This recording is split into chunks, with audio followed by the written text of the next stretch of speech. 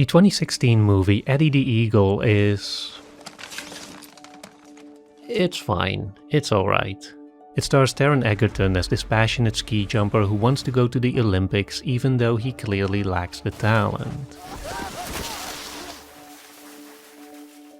He then finds a cool guy mentor in Hugh Jackman, and together they're gonna make the dream happen. And you know, it's your typical crowd-pleasing sports movie with an underdog protagonist. It's fun and breezy, doesn't take itself too seriously, just the kind of movie you enjoy one Sunday afternoon and then forget about a week later. Which would have been the case were it not for this one moment that still has me thinking about it 10 years later. So, against all odds, Eddie does make it to the Olympics, even though he's clearly not going to be winning any medals. Some people are calling him Eddie the Eagle. I think given his distances, Eddie the Penguin would be a little more apt. But that's alright, because at this point you already understand that this was never the real goal to begin with. That winning or losing was not what this movie was going to be about, and that his participation was already a kind of victory in itself. Oh, and the crowd are loving this. He's really getting them going.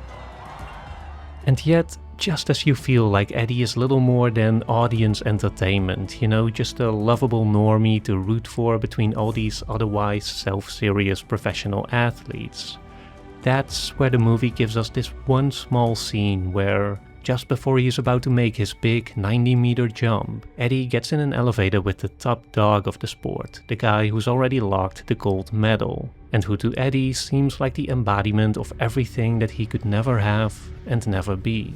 Hey, congratulations on your medal. I win gold, but I didn't do my best. You see, if I've done my best, I can come last and be happier. To Eddie's surprise, however, the conversation actually becomes this encouraging heart-to-heart in which the champion looks at Eddie and sees not a loser, but a kindred spirit. You and I are like 1 o'clock and 11 o'clock. You see, we are closer to each other than to others. Winning, losing, all that stuff is for the little people. Men like us, we jump to free our souls. Why does this matter? Why do I keep thinking about this moment? Well, I think it is because it clarifies something unexpectedly meaningful about passion and success. For you see, in a sport like ski jumping, or in filmmaking, or even just doing a YouTube channel like this one, any human endeavor really that requires some passion and dedication, our ambition inevitably gets muddied by compromising influences. You know, it gets tangled up with concerns about money, status, competition, or in my case with analytics and revenue and ad suitability and cultural trends and so on. And over time this undeniably affects your passion. It affects the very reason you loved doing the thing in the first place. And it's tempting then to imagine freedom from those pressures as something that you have to earn. You think, once I'm successful enough, once I've made it and got those 10,000 patrons or whatever, then I'll finally be able to do my thing purely again. This is the image of the champion, right? Someone so victorious that he can pursue his passion for its own sake. But Eddie the Eagle subverts that idea in the most beautiful kind of way. Because while Eddie has none of the things that the champion has, no status, no mastery, no real chance of winning, and while Eddie is in many ways the epitome of the inescapable struggle, somehow he still arrives at the exact same place spiritually. He is still about to make the jump for the exact same reason and with the exact same freedom that the champion has. See the bottom. And that, to me at least, is the real point of this movie, that Eddie is not just some lovable underdog, but a meaningful reminder of the human spirit that exists unconditionally within all of us. A reminder that the freedom we think we need to pursue our passion was already there when that passion first ignited, and which, in its essence, cannot be constrained by external limitations. And that's why I haven't been able to let go of this movie, because now, whenever I do start to feel trapped by all those compromising influences, whenever I feel like I'm being limited by material concerns and begin to have that gnawing feeling that I need more money, more clout or whatever, you know, more freedom to truly follow my passion, that's when I see Eddie. that's when I see that stumbling goofball standing beside the gold medalist as an equal. And I remember. Winning, losing, all that stuff is for the little people. Men like us, we jump to free our souls. Eddie the Eagle is but one of many movies that I would consider to be mediocre or fine at best, but which, as if almost by accident, still made a significant enough impact on me to be worth talking about. I actually got the idea for this video a few weeks ago when I saw that recent Bruce Springsteen movie. It was called Deliver Me From Nowhere, and it's fine, it's alright. In many ways it is that typical musical biopic that tries to explain something deeper about an artist's work by linking it to a few key events in their personal life, which I generally find to be a reductionist way of storytelling that always ends up feeling a bit contrived. You know, it's like you're watching a Wikipedia summary in dramatic form or something. It just never manages to capture the actual scope and depth of the artist's work itself, nor what it has come to mean to everyone else over the years. There's songs about somebody who feels condemned. In short, it's the kind of movie that should have passed right through me, in one ear and out the other. Except that it didn't, and that's solely because of this one bit, which in itself isn't even that big of a plot point in the movie, but which to me somehow still felt like its very essence. There's all sorts of stuff here, a lot of ideas, just not sure where they're going. So, in a period of personal struggle, Bruce Springsteen has recorded a few new songs at home, which now have to be re-recorded in the studio for an album release. But the problem is that when trying to record the more soulful track Nebraska, they just can't seem to get it right. No, I can't even listen to it, it just makes me nauseous. And it's not because the song is difficult to perform or anything, but because to Bruce, no matter what they do or how they edit it, the song is just not feeling the same. We're losing everything I like about the demo. It's getting buried under these layers. This has something, right? It's got the atmosphere, rawness, it's got the right kind of echo, and this just doesn't have it. They ultimately end up putting the home-recorded version on the album, but the interesting thing is, last year they also released the original studio version. So now you can just go and listen to both of the actual songs for yourself, which is exactly what I did after watching the movie, and honestly, the difference is indeed remarkable. The studio version is fine, but there's just an ineffable magic to the home recording that immediately transported me to a different time and place. And it's precisely because of its imperfections, because it is a bit scratchy and echoey, and I mean, I actually don't know what it is exactly, but there is indeed, as Bruce tried to argue for so fiercely in the movie, a rawness and beauty to it that just isn't there in the studio recording. I think it's the distance that we're hearing. It's like it's from the past or something. And so, not only did this movie make me consider and appreciate a song and an artist who I never really felt a strong connection to before, which is already more than I can say of most musical biopics, but it also affirmed for me some deeper message about the power of authenticity, that sometimes the correct version of something isn't the right one at all, and that what matters more than anything in music, art, and perhaps in life itself is to what extent we can capture and experience something deeper, some emotion or sensory truth about ourselves and the world we live in, even if we can't quite articulate why. Just trying to find something real in all the noise. To be fair though, I've always had a weak spot for movies like these, movies that were able to invoke within me some sense of wonder and passion, even if the actual movie wasn't all that great. Hello?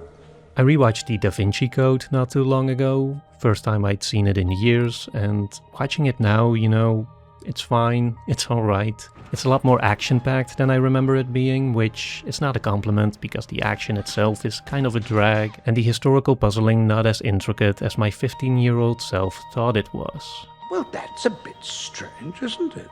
But still, that scene at the end, where everything falls into place and Langdon finally uncovers the grand mystery and bows down in reverence while the music swells, and I know it's all fiction and none of it is historically accurate, and I know that Hans Zimmer does most of the heavy lifting here, but still, that moment, it almost made me pick art history as my major. It just captures so beautifully the experience of revelation. You know, that sensation of something profound coming together in your mind. That feeling of an idea clicking or of some truth suddenly dawning upon you, which in turn then makes you feel like you're part of something bigger than yourself. It still gives me goosebumps, and it also revealed something important about the way that ideas are conveyed. That it's not just about the what of it, but also the how.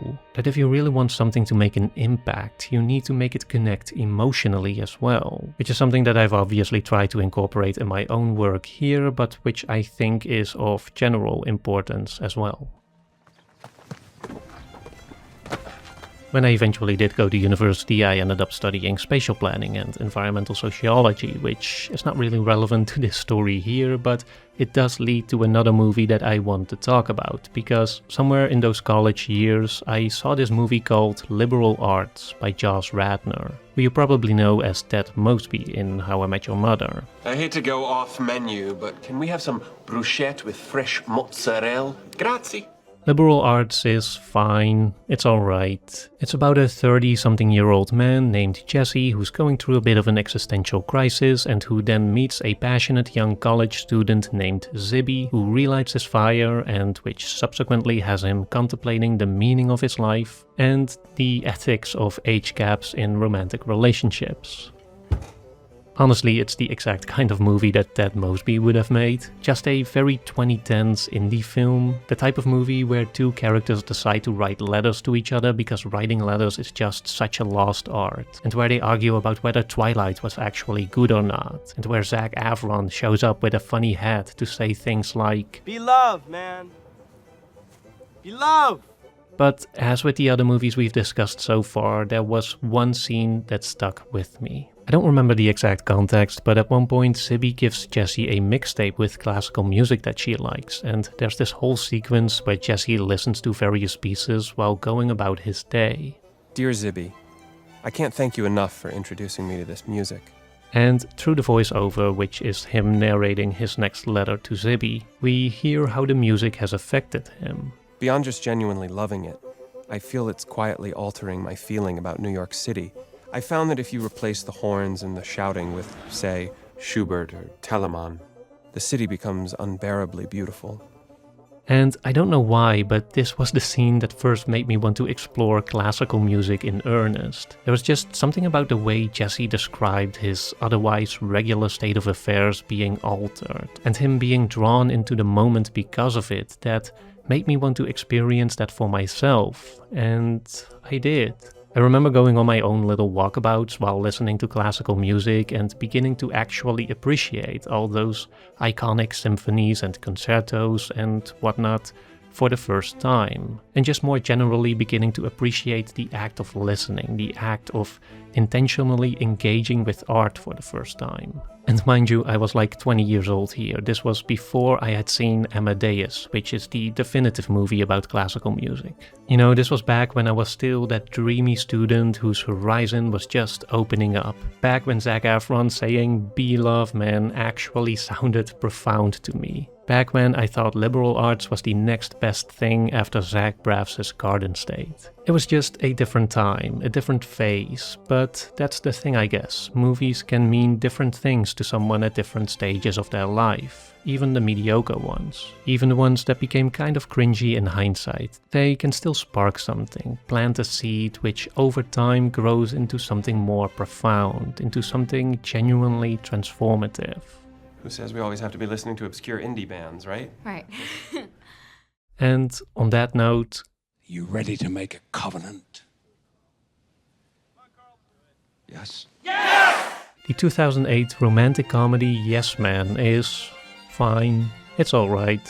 At the risk of establishing an accidental theme here, this movie also features a disillusioned guy who meets a free-spirited young woman who breaks him out of his shell. But that's not what I remember it for. No, the reason I still think about this one every now and then is because of its central premise, which is that Jim Carrey's character, realizing he's a bit of a downer, decides to make a radical change by saying yes to literally everything. I do want to take guitar lessons. I do want to learn how to fly. Yes, I would like to learn Korean.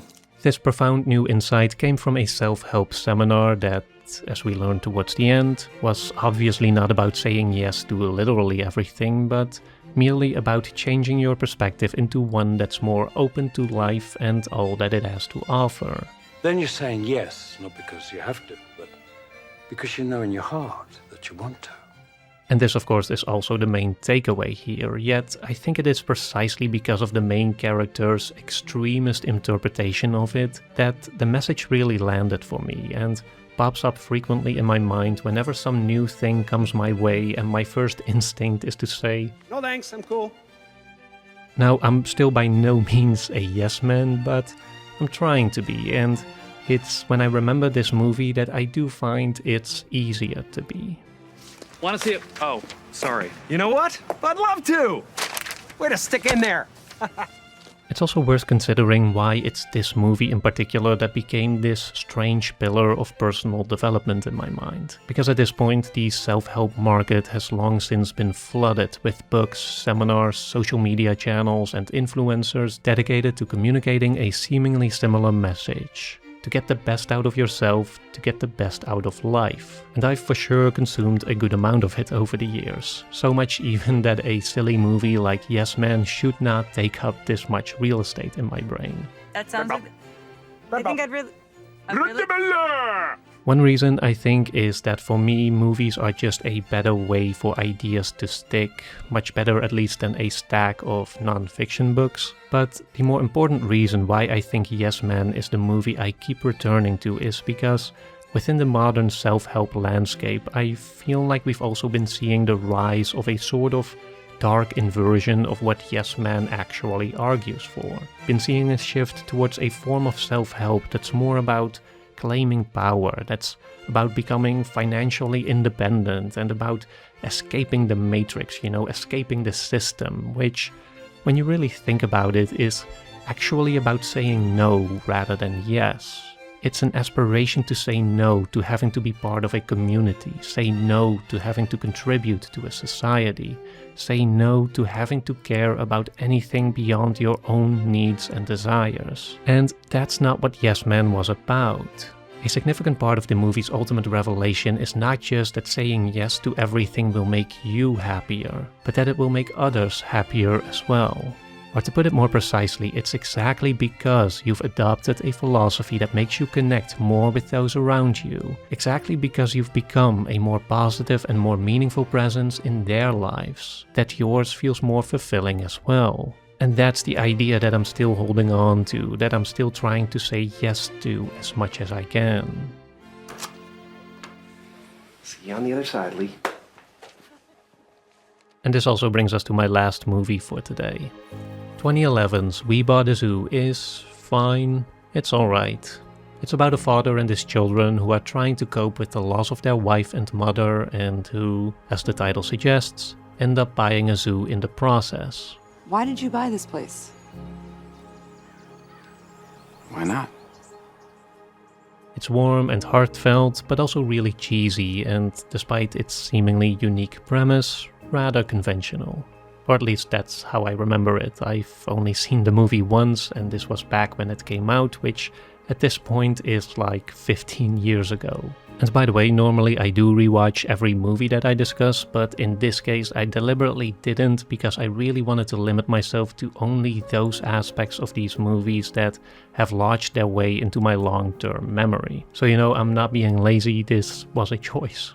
And in the case of We Bought a Zoo, what stuck with me most vividly, the thing that I've come back to on multiple occasions in those past 15 years, is the sort of mantra that Matt Damon's character argues for in this movie. It's like you embarrass yourself if you say something, and you embarrass yourself if you don't. If I remember correctly, it first comes up when his son is having some girl troubles. There was this girl he liked and he wanted to tell her about his feelings for her, but he chickened out and now he doesn't know what to do. And that's when his dad tells him, sometimes all you need is 20 seconds of insane courage. Just literally 20 seconds. And I promise you, something great will come of it.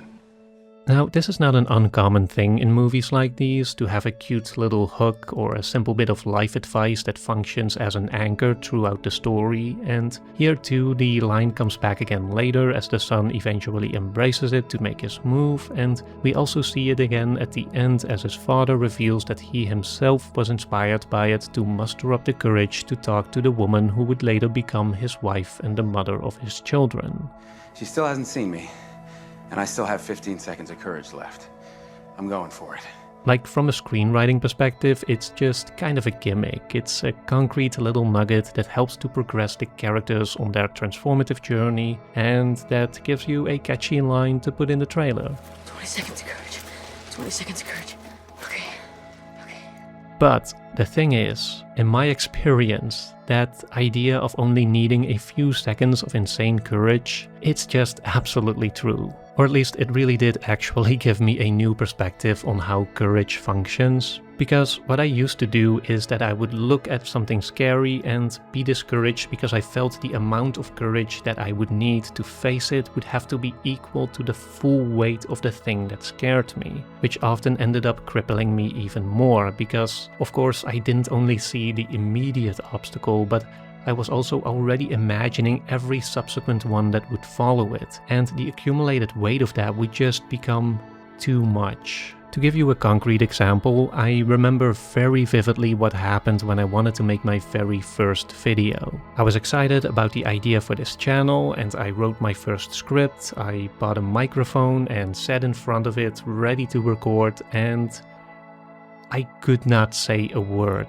Like, I literally could not speak. I was just overwhelmed by the prospect of everything that would come after, you know, having to listen to my own voice, having to publish something that I made, have people see it and respond to it, and what if they hate it, what if I embarrass myself, what if the whole dream collapses?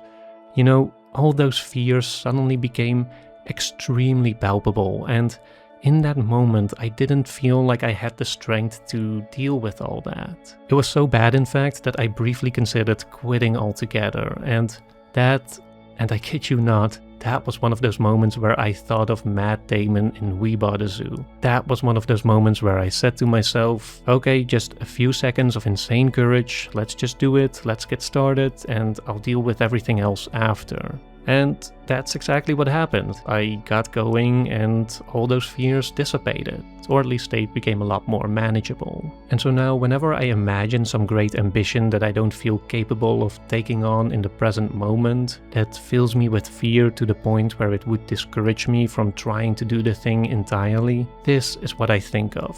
What if I had those 20 seconds of insane courage? What would I do? And I promise you, something great will come of it.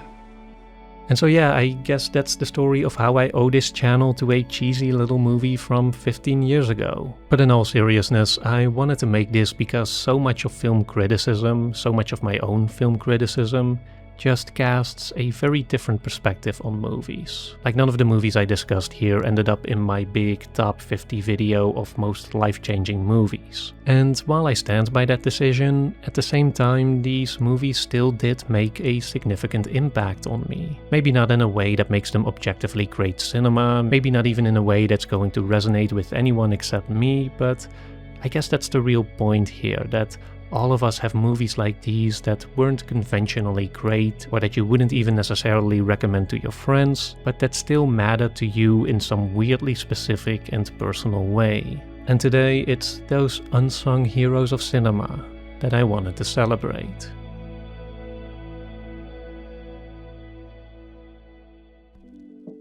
And on that note, I'd love to hear what mediocre movies have made an outsized impact on your life, that are living in your heart despite them not necessarily being the pinnacle of filmmaking. Definitely feel free to leave a comment below, and in the meantime, let me tell you about today's sponsor, the VPN service Private Internet Access. A virtual private network, or a VPN for short, is an app that sends all your internet traffic through a secured private tunnel. And in this day and age, you really should be using one. I've been doing so for many years now. Why? Well, there's several reasons. Most importantly, because it protects your data. You see, when you're just using Wi-Fi, even the one in your own house, your data is exposed to your internet service provider and vulnerable to being tracked, hacked, or otherwise compromised by unwanted and potentially harmful agents. A VPN prevents this from happening, again by sending all this information encrypted through a private and secure infrastructure. Also very useful, for me at least, is that you can overcome regional restrictions from streaming services by changing your IP address. You know, most streaming services offer different shows and movies in each country, and by being able to change your country, and PIA has 91 countries and all US states to choose from, you can easily browse all those local libraries for more cinematic treasures. PIA is available for all platforms and lets you protect an unlimited amount of devices at the same time. And if you sign up using my link, that's piavpn.com/likestoriesofold, you get an 83% discount. That's like $2 a month. Plus, you also get an extra 4 months completely for free. So go to piavpn.com/likestoriesofold to claim your discount and secure your internet today.